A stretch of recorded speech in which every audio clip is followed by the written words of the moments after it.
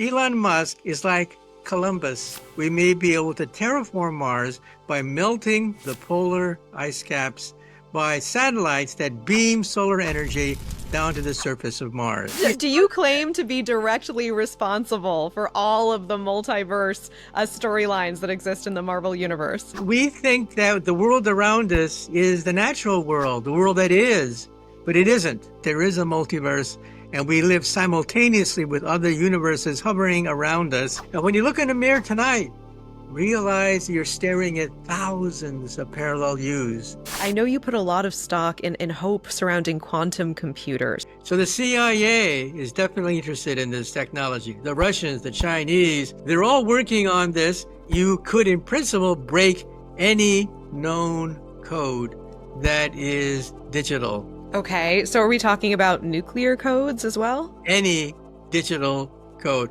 Hi there, I'm Natasha Zouves. I'm thrilled to be joined by one of the people largely considered to be one of the most brilliant minds of our time, Dr. Michio Kaku, astrophysicist, futurist, co-founder of the string theory, and we are diving deep. We're talking about Elon Musk's timeline to settle Mars, whether he thinks it's feasible, and the technology he says that exists that could use satellites to terraform the red planet, literally melting the polar ice caps that exist there in order to create human sustaining water.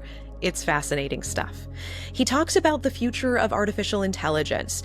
He says one aspect makes him particularly hopeful, another keeps him up at night. We'll talk about that. He said he also wants to speak about UAPs today, the future when it comes to unidentified anomalous phenomenon and what we need to do about it here on Earth. And finally, the existence of a multiverse. He talks about the likelihood of parallel universes running at the same time, multiple yous who may never meet, and the science, the hard science, he says, that backs up this theory and possibility. Here's our conversation. So happy to be welcoming to the show Professor Michio Kaku. Professor, thank you so much for coming on. Glad to be on the show. Tell me more about Elon Musk's aspirations and plans for humans to settle Mars. Do you think it is feasible? Do you think it's feasible in the timeline that he wants to pull this off? Well, I think it's always great to be a dreamer, because dreamers usually set the agenda, even though the agenda may be a little bit premature, but they set the pace and they open the skies for different possibilities. And I think that's a good thing, because we need science, not just for practical purposes, like to create a new home for humanity, but also because we want to enliven and enrich our understanding of the universe. And so that's definitely, I think, a positive development. That Elon Musk is taking something right out of science fiction and making it a potential reality. The rocket that he's building, okay, will go not just to the moon, but to Mars and even beyond. In fact, he envisions it to be like a taxi that goes back and forth between the moons and the different planets of the solar system. So that could be a game changer. So we don't look at the space program as just gee whiz. We see the space program as perhaps the future of the human race. In other words, Elon Musk is like Columbus, opening up a whole new world for exploration. And I think that's where he's going, to be the next Columbus. You really think that when it comes to his ambitions for Mars and space exploration, Elon Musk is the next Christopher Columbus. Tell me more what you mean by that. Well, if you take a look at the Earth, you begin to realize that humanity has only one home in the universe, and that is the Earth. We need an escape valve.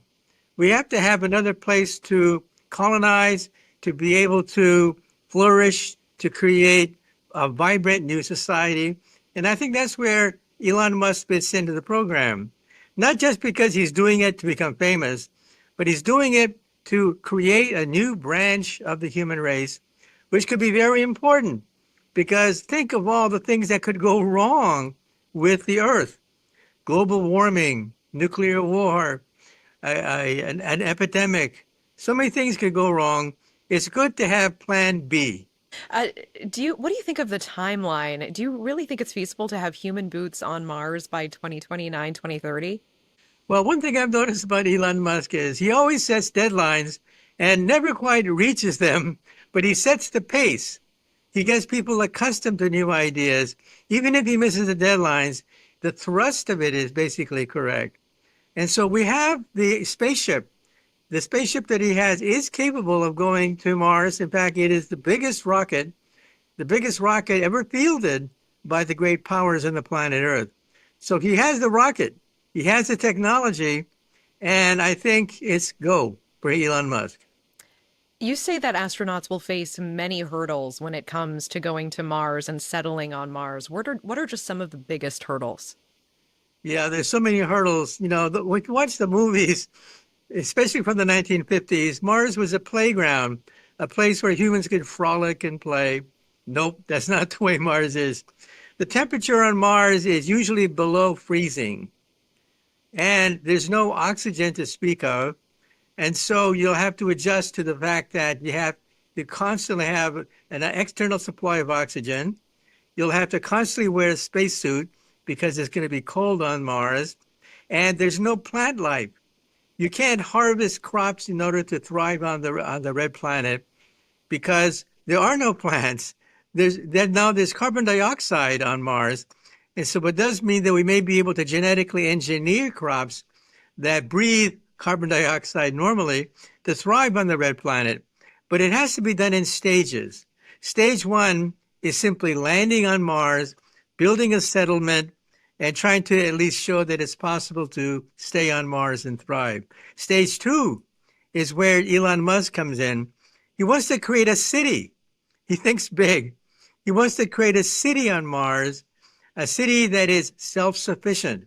And stage three is modifying the weather on Mars, melting the polar ice caps, for example, so the liquid water can flow freely on the surface of Mars once again. So he has things thought through. Whether or not he's a dreamer or whether or not he's practical, history will tell us. I mean, Professor, I really want to pick up on this last stage because it's easy to miss it, and it really does provide scope for the imagination. We're talking about sending satellites to Mars to beam energy down onto the ice caps that exist on the red planet and melt them to provide fresh water and to terraform Mars into a planet that is more like Earth and more hospitable to life. It sounds like pure science fiction. It sounds mind-blowing. Is this feasible? Do we actually have the technology to make this happen? Who would pay for it? How much does something like this cost? Well, we have the technology. We can do it. The question is cost. It's going to be very expensive, especially in the initial stages. And that's where I think artificial intelligence comes into the picture. Robots can be self-sustaining on Mars. Robots can be designed to create more robots on Mars. And so we may have a colony of Mars robots do a lot of the dirty work to set up the infrastructure. And so I think to send humans by the thousands or millions to create a city, yeah, that's a great dream. But who's going to build it? Who's going to mine it? At that point, I think we may rely on artificial intelligence. And that could be the key. Once you have robots capable of building the mines, building the cities, building the infrastructure, then it's not such a big jump to think about the fact that one day we may be able to terraform Mars by melting the polar ice caps by satellites that beam solar energy down to the surface of Mars. Beam solar energy. So this is energy from the sun that is redirected to melt the polar ice caps. Is that correct? That's right. Now, some people have said maybe we should use nuclear weapons to do that. I think that's a bad idea because we don't know the after effects of what nuclear weapons will do. You may really mess up the environment and make the environment radioactive. So I think we should use robots to create satellites, and these satellites then beam the energy down to the polar ice caps to begin stage three, that is the terraforming of Mars. So stage one is setting up a settlement. Stage two is getting cities off the ground. And stage three is becoming totally self-sufficient with energy being beamed down from outer space. What kind of water exists in these polar ice caps? Is this clean, drinkable, fresh water that could really sustain a human civilization on Mars? Well, no one knows the quality of the water on Mars, but there's plenty of water there, but it's all frozen. Hmm. You realize the temperature on Mars is almost continually below freezing. So there is water on Mars. There used to be oceans on Mars. We could even see the outline of an ocean that once bathed most of the surface of Mars. So we do know that Mars has lots of water, but it's in frozen form. And that's why we have to begin the terraforming of Mars by diverting sunlight down to the red planet. Hmm. Professor Kaku, would you volunteer to go and help settle Mars? Do you have any interest in visiting the red planet? No, I believe that somebody else should get all the credit. They should get all the glory. We scientists can sit back and work out the consequences, work out the cost, and work out the details. But let someone else have all the pictures of themselves on the internet. Yeah. How long would it take to get to Mars? How long is the return voyage? It depends on the propulsion system. Some estimates are maybe 9 months, 9 months to go from Earth to Mars. Then you have to wait for the stars to align so that there's a return trip.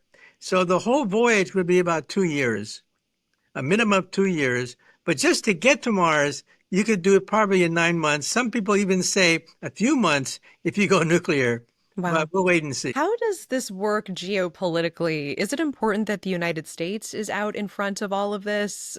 Are you concerned that others, the Chinese, some of our adversaries may beat us to the punch here? Well, I think a friendly competition, if it's peaceful, is warranted because it's going to cost a lot of money to do this. And if there's a certain amount of rivalry, but it's friendly rivalry, then it's okay.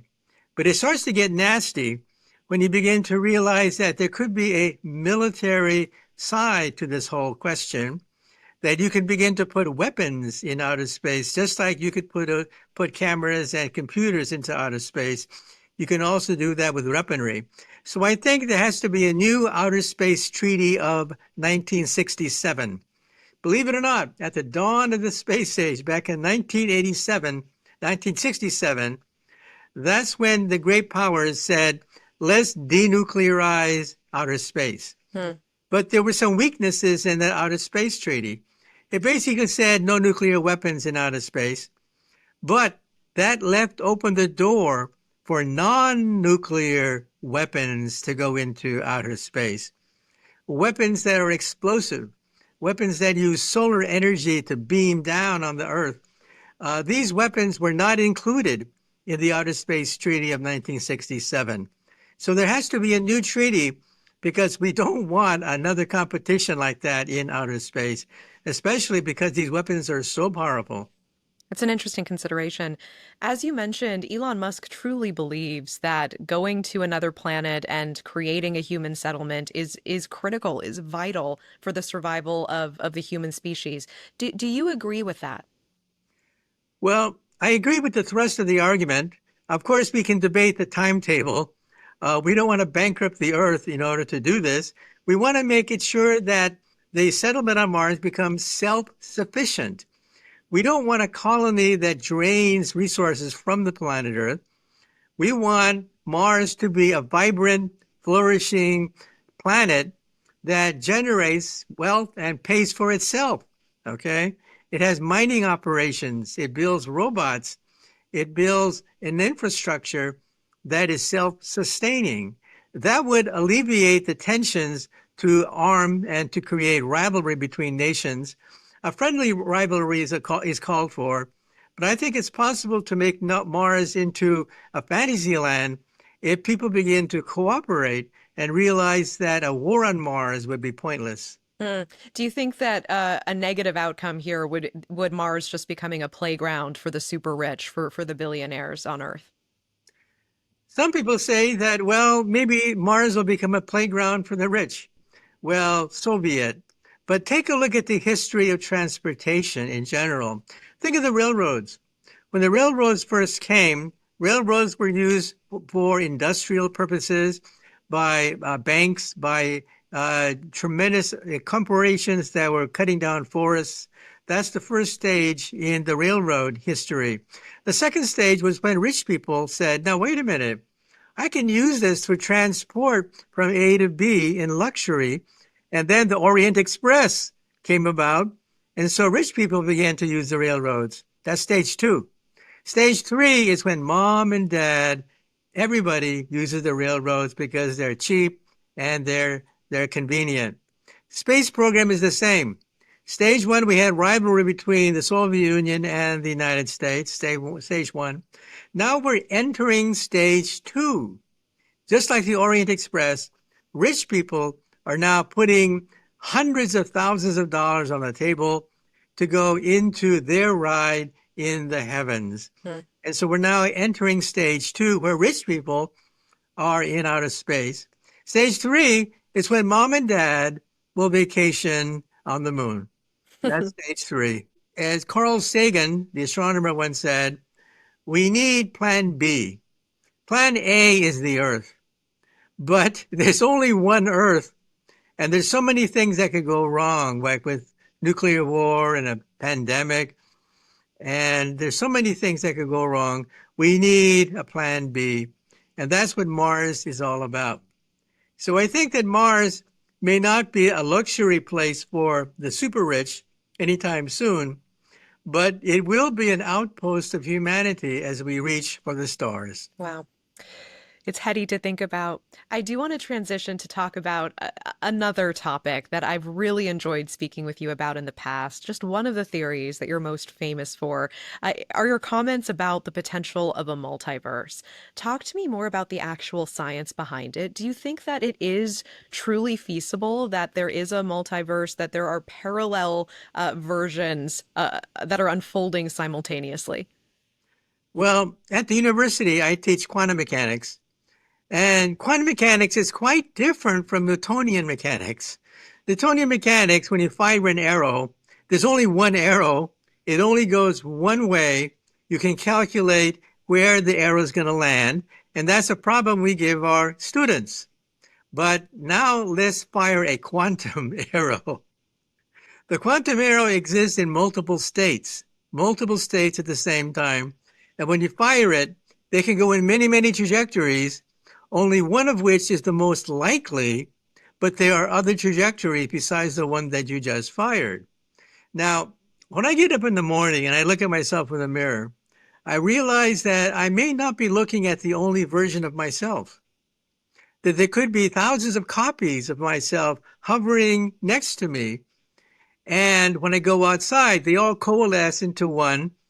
And that picture that you exist in multiple states until you go out the door and all the states collapse into one is the picture we teach our graduate students. And we tell our graduate students, get used to it.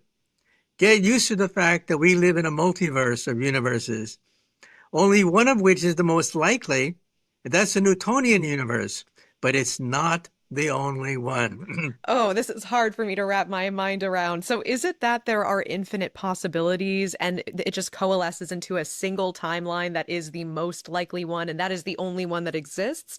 Or is it infinite possibilities and all of them are actually playing out in tandem separately? You realize you're entering one of the greatest debates in the history of quantum mechanics. We physicists are split on exactly that question. Where do you fall on the spectrum? I land on the spectrum that says that there is a multiverse and we live simultaneously with other universes hovering around us. And that is the foundation of what is called string theory. String theory is what I do for a living. I'm the co-founder of string field theory, one of the main branches of string theory. And string theory says that, yeah, we exist in a multiverse of universes that constantly split apart, constantly creating new universes. And guess who picked that up? Marvel Comics. Do you claim to be directly responsible for all of the multiverse storylines that exist in the Marvel universe? No, but that's all in a graduate PhD textbook. Get any PhD textbook on quantum mechanics, talking about lasers and nuclear power and things like that. And yeah, all of it is based on the multiverse. That's why we have quantum mechanics. Quantum mechanics is the theory of the multiverse. And it means that there could be other Spider-Men and other superheroes in other universes. I mean, I'm more interested in there just being multiple Professor Kakus out there. I think that's really interesting. Is it every time you make a decision there is another potential path and universe, or how does it work? When does the splitting happen in this theory? Well, the splitting happens all the time, but when you split, you don't necessarily make contact with your other self. Your other self may got out the window, got out the door, went to work, got into a car, and drove off. Okay? So you don't necessarily have contact with these people. Now, I once asked a Nobel Prize winner to give a simple example of this. And Professor Steve Weinberg, one of the founders of a branch of quantum mechanics, said, think of your living room with a radio. Okay? A radio has many frequencies, but it's only tuned to one frequency at a time. But there you are in a room with a radio with many, many different frequencies simultaneously existing. Now replace the radio with an electron. Now you have electrons in the room called atoms, and these atoms exist in all these parallel states. You have the atoms of pirates, dinosaurs, sea monsters in your living room. But just like a radio, your radio is only tuned to one frequency. You cannot hear the other frequencies. You can tune the dial, but you cannot hear these other frequencies because you're not tuned into them. And the same way in your living room, there are the wave functions of dinosaurs, wave functions of monsters, but they have decohered from you. They no longer vibrate in unison, so you cannot touch them. So when I teach quantum mechanics, people often ask the question, if there's a parallel universe in this classroom, right next to you, and you're teaching us about the multiverse, then where are they? Why can't I touch them? And we have decohered from them. We no longer vibrate in unison with them. And so that's how Marvel Comics gets it wrong. In Marvel Comics, we decohere, separate from our other selves, but we never coalesce into one. We never vibrate in different universes. We actually meet ourselves in other universes. That's the Marvel twist on it. That's not quantum mechanics. But quantum mechanics itself is the most successful theory known to science. You have a thought about what deja vu might be. Can you share that with me? Well, I think all of us have had that sensation of deja vu. You walk into a room and you say to yourself, I've been here before. I've met this person before. And then I say to myself, now, wait a minute. You're a physicist. You believe in things that are measurable, things that are concrete, okay? And yeah, maybe your other self in the multiverse did meet this other person, but you have decohered from them. You no longer vibrate in unison. Therefore, it's an illusion. Sorry about that. It's an illusion. What are we supposed to do with this information? Well, this is how we build, well, atomic bombs. This is how we build rockets. This is how we build the internet. The internet is totally based on quantum mechanics, okay? The internet vibrates at different frequencies at different times, but they have decohered, so you cannot hear all of them at the same time. You only hear one frequency on the internet at any given time. Just realize that common sense is not so common, and that we think that the world around us is the natural world, the world that is, but it isn't. The world around you is an approximation. It's approximation because your senses have decohered from all the other parallel universes. And when you look in the mirror tonight, realize you're staring at thousands of parallel yous, okay? And some of them walk away, some of them go to the next room, and some of them just marvel at you saying, wow, what a great universe this is. Do you take comfort in this idea? Well, this is the way we teach it. When I teach quantum mechanics, we talk about the fact that the wave function exists in many, many parallel states. And only at the end of a calculation, you know which wave function is here or which wave function is there. And if you don't like it, lump it. Get used to it. This is how you pass this course. Would you describe yourself as a spiritual person? How do you reconcile all of this with religion? The universe is what we can measure. And if it doesn't turn out to be the way we like it, well, tough. The universe exists independent of our wishes. But the fact that we can even begin the process of understanding this thing is amazing. Why would it be that the human brain, with 100 billion neurons in our skull, has the capability of understanding the creation of the universe, the evolution of the universe, and the brain is the most complex object in the known universe? It's amazing. Starting from a little Big Bang to create a universe inside your brain and then the universe you see around you. I find that utterly, utterly amazing. And if you believe in string theory, you believe that there are other universes out there.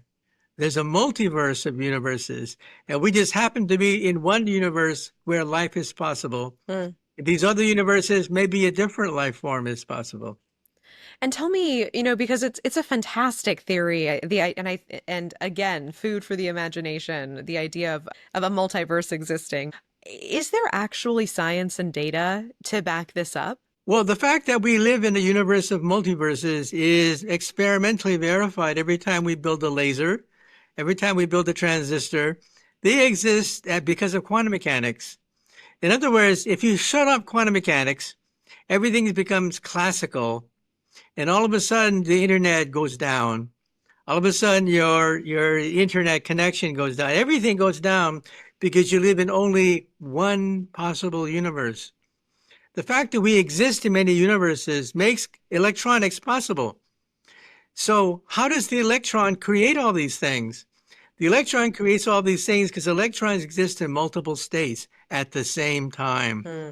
That's why telephones, the internet, transistors, all of them are possible. In a Newtonian universe, everything collapses. Then there's only one universe, and that universe, if it's not the one you want, tough. Okay, so the very fact that an electron can exist in multiple states at the same time, powering all kinds of technology that we rely on every single day, Right. means that the multiverse, by definition, is possible as well. That's right. The multiverse makes the TV, the radio, electronics, computers, all of that is possible. The transistor, for example, can exist in a state of zeros and ones, and that is made possible because of the quantum mechanics. It's fascinating.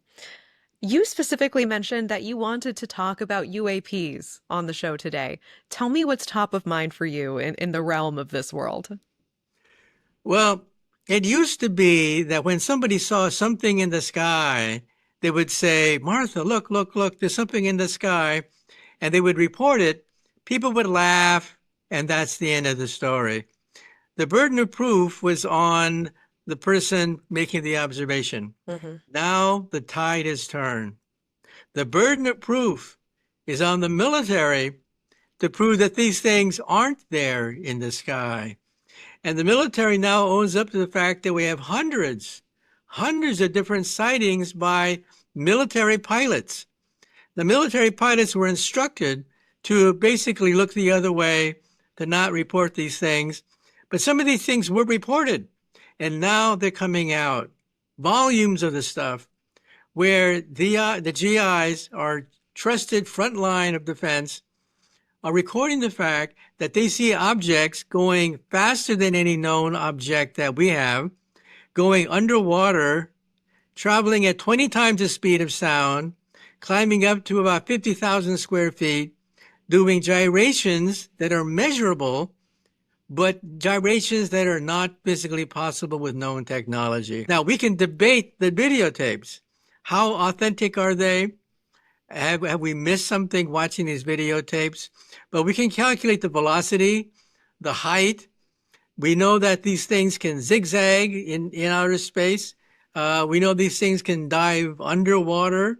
We know that these things can dive from a very high point all the way down to the surface of the Earth. They can do things that no Earth pilot can execute. No Earth pilot. So are you saying we are beyond the conversation of whether extraterrestrial intelligent life and technology exists? Are we beyond that? Well, I think the tide is shifted in the other direction so that it's difficult to prove they don't exist, but there's still a loophole. Maybe the instruments are not calibrated correctly, or maybe we've over-exaggerated or missed certain things, okay? Now, there are close encounters of the three kinds. Physicists are the ones who introduced this concept, then later picked up by Hollywood. A close encounter of the first kind is when you see something in the sky. That's a close encounter of the first kind. A close encounter of the second kind is when you see something on the ground. You pick up a piece of debris, looks like a transistor, looks like a component of a computer or something that you have tangible you can touch. Close encounters of the third kind is when you meet the aliens face to face. Now, after all these decades of debate about flying saucers, we're still at stage one. It's sad, but we're still at the stage where we see things. We can now record things with video cameras. We can record these things with computers. We can now measure the parameters at which they can zigzag on a screen, but it's not close encounters of the second kind yet. But hasn't David Grush and others attested to a UFO retrieval program where actual hard evidence, things you can put your hands on, craft, have been retrieved and are under study? That's what they say, but where's the beef? We want to see tangible evidence, and we have not seen any at all. In other words, he talks a good storm about, yes, there's evidence of the bodies, in fact, but where are the bodies? In other words, I'm a scientist. We believe in observation. Hearsay is nice to talk about, but the bottom line is, where's the beef? We scientists have yet to see any alien bodies. We scientists have yet to see any technology from a broken flying saucer or the flying saucer itself. Now, that doesn't mean they don't exist. It doesn't mean that they're not there. It just means that people talk a lot, but we physicists want the beef. We want to see these things, touch these things, analyze these things. When that happens, that's a game changer. And so sometimes people ask me, well, what happens if I get kidnapped by a flying saucer? What should I do? And I tell them, steal something. I don't care what it is. Steal something and don't necessarily turn it over to the government if it's a black hole and you're never going to see it again. Steal something and give it to a Professor Kaku who will actually be transparent and release it to the rest of the world. Yeah, well, give it to an authority who can say, yes, this is alien technology. Yes, this is beyond anything that we can muster on the planet Earth. That would end the debate right there, right then and there. Decades of sightings and thousands of testimonials would become obsolete if we have the beef. Do you trust that the government is being transparent and disclosing craft, alien bodies that they may actually have possession of? Well, unfortunately, that's an untestable statement. That is, it's a question for which there's no answer, because it all depends upon speculation of what the military has. I'm a scientist. We go what the evidence takes us, and so far we have no evidence of the bodies, no evidence of the failed craft, no evidence of broken technology, but that doesn't mean they don't exist. I personally think that, yeah, they're out there. I personally think that they are advanced enough to perhaps even visit us. Whether or not they have visited us, I don't know. So I like to say that one day if you're walking down a country road and you bump into a deer, okay, and you say to yourself, well, gee, look, it's a deer. And then you try to talk to it. You try to engage it. And initially, the deer may be curious and wants to engage with you, but then the deer runs away, and that's it. That's what we are today. If the aliens are that advanced, then we are nothing but animals to them. Animals in the forest. Animals with a camera, maybe, but that's about it. So this is sort of in line with the galactic zoo theory, the idea that that extraterrestrial intelligent life exists and we're just not that interesting to them. Do you believe that? I think the most logical point of view is the fact that A, they're out there. B, they might have the technology to visit us. But C, they might be bored. Because what do we have to offer them? New science? New vistas of knowledge, new understandings of the universe? No. What do we have to offer them? And so that's why I think that, unfortunately, if we have contact with aliens, the aliens may simply turn away.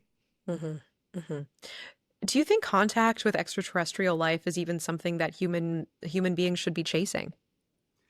I think we should chase after all sorts of phenomena, and I think it's a good thing that we're looking into space, and I think it's a good thing that we're beginning to ask these questions. So, for example, we physicists try to quantify things. A Type 1 civilization, for example, is a civilization that harnesses planetary power. They control the weather, they control the oceans, they control the atmosphere of the planet. That's called a Type 1 civilization. A Type 2 civilization is stellar.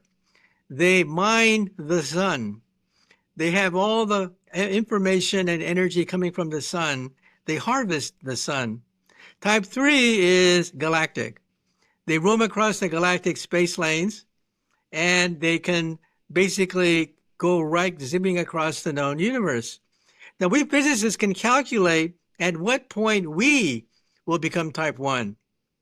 We will become Type 1 in about 100 years. In about 100 years' time, our technology will begin to show that we can begin to alter the physical structure of the Earth. That's Type 1. Type 2 is about 10,000 to 100,000 years more advanced than us. They can begin to alter the sun. Okay, that's Type 2. Type 3 is a big leap. We think that Type 3 is maybe 100,000 to 200,000 years more advanced than us. Now, what does that mean? This means that the aliens, if they can reach us, are probably Type 2, more than likely Type 3, that they are galactic. And they have attained what is called the Planck energy. The Planck energy is the energy at which space and time become unstable.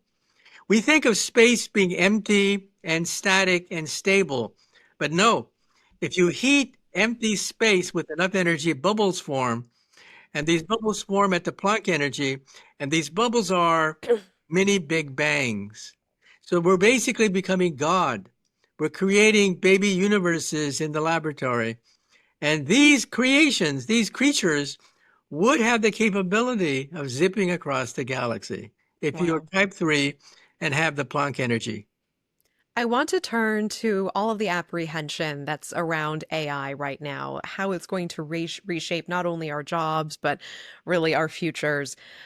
Tell me, do you share the same apprehension? I know you put a lot of stock in hope surrounding quantum computers. You say they may have the capacity to cure cancer, to unravel the mysteries of the universe itself. What is a quantum computer? What makes you hopeful about the future of AI?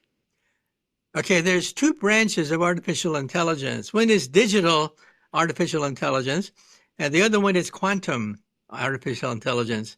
So let's talk about them one at a time. First of all, we're at the beginning stages now of the digital AI revolution. And for example, we're building robots that can mimic certain kinds of human behaviors. However, think of a carpenter. Our carpenter has to look at an object, size it up, carry out a plan, and all that has to be done in their mind. They have the dexterity to hammer a nail. No computer on the earth can do this. No computer on the earth can hammer a nail. Carpenters will not be replaced anytime soon. This also means that gardeners, robots cannot plant gardens. They cannot plant things like that. Um, Plumbers, robots cannot replace plumbers. So what can robots replace? Repetitive workers. Workers in the sewing factory, for example. Things that are repetitive, they can be replaced. So type 1 jobs are jobs that are semi-repetitive, like gardeners, like sanitation workers, like plumbers. They cannot be replaced by robots anytime soon. Then there's type 2, people like teachers, people that interface with children, with humans, people that do organizing games and activities for other humans. Robots can't do that. Robots are adding machines. They don't know how to interact with humans in a variety of games and things like that. That's type 2. Then type 3 is leaders. Leaders that size things up and say, this is the way to go. Because I've looked at all the alternatives. This is the way to go. Leadership, okay? Those are jobs that cannot be done by robots. So what jobs can robots do? Repetitive jobs. Repetitive jobs and also helpers, helping plumbers, helping workers to do their dirty work. But are they leaders? Can they interface with humans like in a kindergarten class? Can they lead? No. So that's where artificial intelligence is. We're still a long way. Very, very quickly. I mean, we're already seeing research coming out that artificial intelligence therapists are very successful. It is shocking the positive feelings that people have towards their AI therapists, even knowing that they're robots and not real. Uh, the synthesis of cognitive behavioral therapy and all kinds of other, research and information that the AI uses to help a human being going through a crisis. I know we think that AI couldn't possibly interface with a human being and replace that human touch. I don't know, Professor Kaku. It's moving faster than I ever thought it would. Well, as far as the job market is concerned, I think that jobs that are creative, jobs that require leadership, interface with other human beings, those jobs will be around, but they'll be leaders. Hmm. Leaders that then organize the work of robots. Okay, so robots have to be given a mission. I They have see. to be given a direction to what they need leadership, basically. And that's where the human comes in. So the humans will not be replaced by the robots. They will lead the robots and do things that the human cannot do on a large scale. And so I think, therefore, that we're not going to see a mass replacement of humans in the job market, but it does mean we have to retrain humans so that they become leaders of robots because robots cannot do things that are creative, imaginative, Hmm. things that interface with human beings. They're like a one-trick pony. When you see a one-trick pony, you say, "Oh my God, that pony is intelligent. That robot is like a human." No, it's a one-trick pony. And so people get confused, I think, when they see something like this. Their jaw hits the ground, and by saying, "Oh, there goes my job." No, it doesn't work that way. Now, the next jump is to quantum computers. Quantum computers is a revolution in the laboratory where we'll be able to create new drugs, new therapies, new substances, new technologies. For example, how do we find new drugs today? You'd be surprised to find out that we do it by trial and error. Yeah. We get hundreds of petri dishes, seed it with the chemical that we want, put the germ where we want it, and we just cross our fingers. That's how we find new drugs, by trial and error. Now, it's worked to a degree. That's why we have penicillin and different cousins of penicillin, but it's not systematic. That's where quantum computers come in. Quantum computers know the molecule, the shape of the molecule that is causing the germ, the disease, and therefore quantum computers are not simply doing things by trial and error. They actually create new architectures to cure diseases. So quantum computers is a leap. And that's when I wrote my latest book um, talking about quantum computers, because quantum computers represents the stage after artificial intelligence. What kind of issues do you think it will have the opportunity to ameliorate or solve for us? Well, I think in 5 to 10 years, we'll have workable quantum computers, but there's a good aspect and a bad aspect. The good aspect is that it'll revolutionize medicine. We'll be able to create new forms of medicines specifically designed to attack certain kinds of cancers and certain kinds of diseases and stuff like that. That means new kinds of chemicals, new batteries, for example. In other words, how do we create a battery today? Trial and error. You put potions of chemicals together, cross your fingers, and hope you get a battery. We'll be able to systematically create these things with a quantum computer. And so that's going to revolutionize that field. But there's also a downside.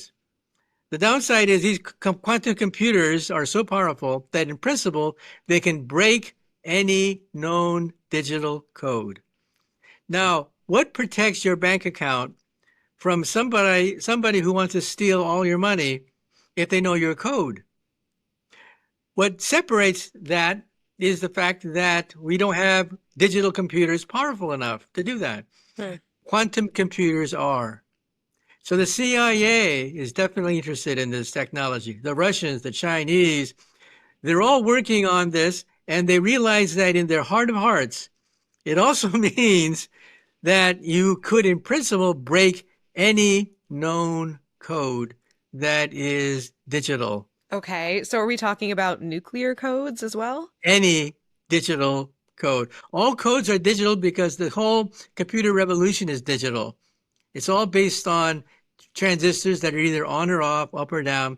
That's digital. Well, that's deeply concerning. Is this one of the things that keeps you up at night, or what concerns you the most about the future? Yeah, well, that thing concerns me a lot because we're not prepared for it. Now, I saw documents from the government, the National Bureau of Standards, and they said that, yes, we should try to find ways to get around the fact that codes can be broken. Let's create a bigger digital computer, they said, a more powerful digital computer that'll protect us for a while. And that, I said to myself, that's a waste of time. Because it means that sooner or later, somebody will create a quantum computer that can break any known digital computer. And so why bother to create the next generation of digital computers to defeat other digital computers? Do you think whatever country wins the race first to this sort of quantum computer really holds the key to the future? Is it very important that the United States pour its resources into being at the forefront of this? Yeah, I think so. No, we're not there yet, but any nation that attains this supremacy, quantum supremacy, will be able to break any known code, and they're not going to tell anyone. Hmm. They'll keep it a secret. They'll What? break all your codes and not tell you that, oh, by the way, I have all your bank statements here. Yeah, it's very concerning. What else keeps you up at night? Well, I personally think that the solution to the problem, instead of creating digital computers, which are not that powerful, to try to fill the gaps in a quantum computer, that's the solution of the government right now. Use a very advanced digital computer to defeat a quantum computer. My attitude is to create a better quantum computer. Let a quantum computer defeat another quantum computer. That's my attitude. Understood. Um, Professor Kaku, with your permission, I've always been really interested in how you rose and became the man you are today. What drives you? Yeah, my parents came to, well, first of all, my parents were born in California. My father was born in Palo Alto, and my mother was born in Marysville. But they went back to Japan because the parents wanted them to have a Japanese education. Then they went back to California again to work in the fields at the wrong time. World War II started, and they were locked up. And then after the war, they were let go. And then they had to debate, what am I going to do? Well, my parents decided to settle in Palo Alto, where my father was born, not realizing that that would be the epicenter of Stanford University. And when I was 8 years old, something happened which changed my life totally. When I was 8 years old, all the newspapers said that a great scientist had just died, and that on his desk was a book. And on the book was something that he couldn't finish. And that book was supposed to be the theory of everything. So I said to myself, wow, why couldn't he finish that book? What's so hard that he couldn't finish a book about everything? So I went to the library and I tried to find out who was this man and why couldn't he finish this book? I found out the man's name was Albert Einstein. And that book that he couldn't finish was The Theory of Everything, an equation 1 inch long that would allow him to, quote, read the mind of God. These are his words. So I said to myself, wow, that's for me. I want to be part of this great chase to find the ultimate theory of the universe. And looking back on your life and your work so far, do you feel you've made progress towards that goal? Well, a little bit. When I was in high school, I wanted to pursue my interest in theoretical physics. So I actually built an atom smasher. I built a 2.3 million electron volt betatron accelerator in the garage. It had a huge magnetic field, several thousand times the Earth's magnetic field. It had 6 kilowatts of power. And every time I plugged it in, you would hear this huge crackling sound as 6 kilowatts of power surged in the capacitor bank, energizing my magnets. And every time I did that, I would blow out the circuit breakers in the house. I would hear this pop, pop, pop sound as I blew out many of the fuses in the house. And my poor mom, she would say to herself, "Where's the fuses? Where are the fuses?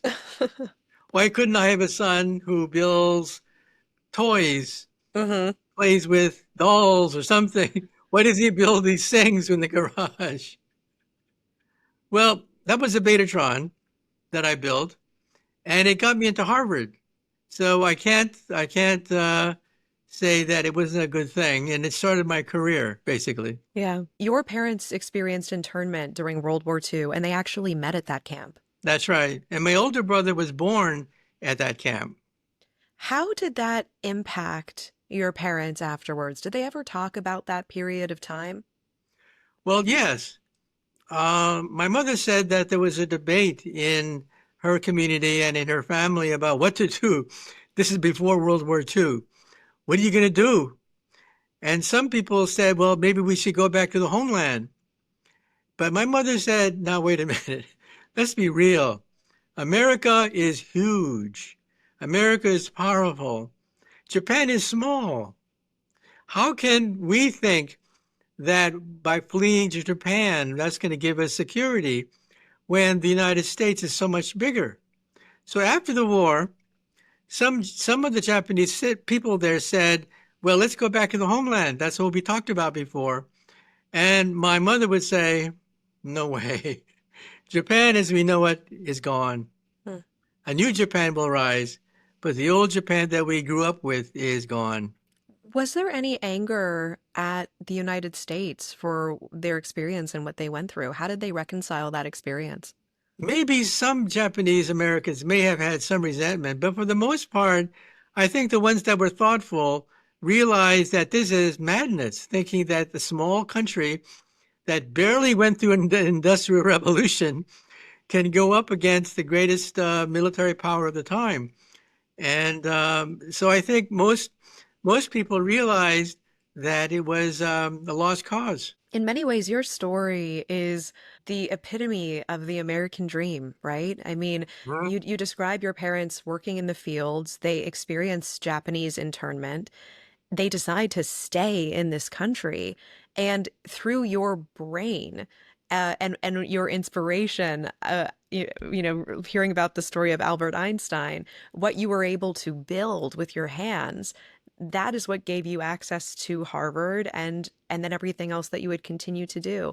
How do you reconcile this in your own mind? How do you track your own journey? What are your thoughts about it? Well, my thoughts are that war takes place for very complex reasons, but if possible, we should not be part of the motion to create chaos and to create death in the world. And I think in the situation here, my parents were caught in the middle, and it was very difficult to escape things when you were being locked up like that. But after the war, they said to themselves, let's start anew. Let's start with a new beginning, a fresh beginning, that there was, yes, some anti-Japanese sentiment, but for the most part, America is a forgiving country. Hmm. For the most part, we can start again. And so I think that was my parents' attitude, that yes, mistakes were made. Yes, things happened that we couldn't control, but let's make the best of a situation, live our lives, raise our kids, become part of a democracy. And I think that's what was sort of like the guiding principle that I felt when I was a kid. That for me, to understand the complex forces of world war were too much. But the attitude that my parents had was very simple. We're peaceful people. We want to thrive. We want to make sure that we become better and that we create a better world. Mm, that's an incredible thing. What is the biggest piece of advice you would have for others? Well, my personal point of view is that sky's the limit. Some people say, do you have to be a genius in order to be a scientist? And the answer is no. You just have to be curious. In fact, they once asked Einstein what his magic formula was, and he said, I'm a curious man. And I think that's what science is all about. Science is about looking at the secrets of the universe and beginning to find a pattern and an order to the creation of the universe. And I think it's a game that's open to everyone. Some people say, do you have to be rich? You have to be powerful? You have to be influential? And the answer is no. Look at Einstein. Einstein was a dropout. He dropped out of school. And he went on to create one of the greatest theories of all time, relativity. But here he was, a dropout. And so opportunities were there. And he was able to take advantage of some of these opportunities. And so I tell kids that it's wide open. Science is not for rich kids. Science is not for poor kids. Science is for curious kids. It's for kids that are curious about the way the world works. Are you hopeful about the future of humanity? Well, sometimes I get asked the question about the future, and I say that the smallest unit of history is the decade. Think of each decade. Going back a few decades, we had World War II. Going back before that, we had the wars of the 1800s, like the Crimean War and things like that, the Civil War.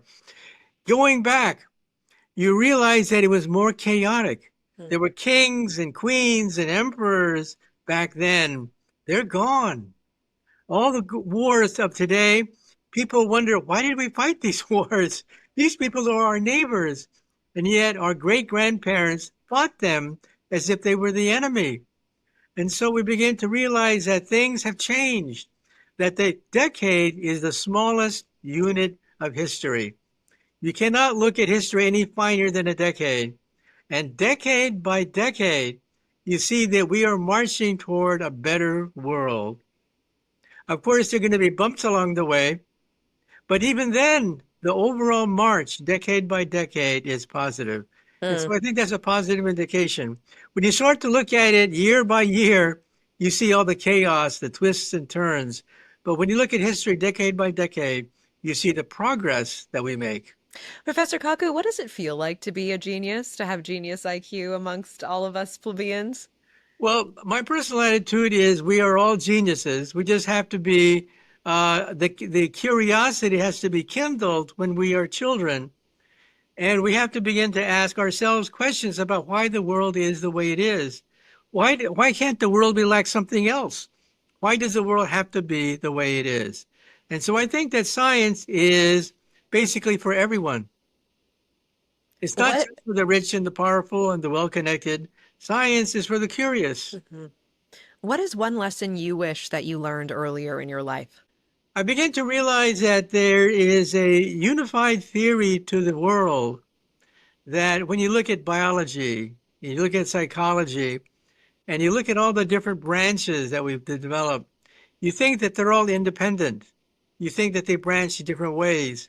And then you begin to realize there's a commonality. There's a theme, a rhythm, a theme to all of this, and that it's not by accident that the brain came out the way it is. Do you believe in God?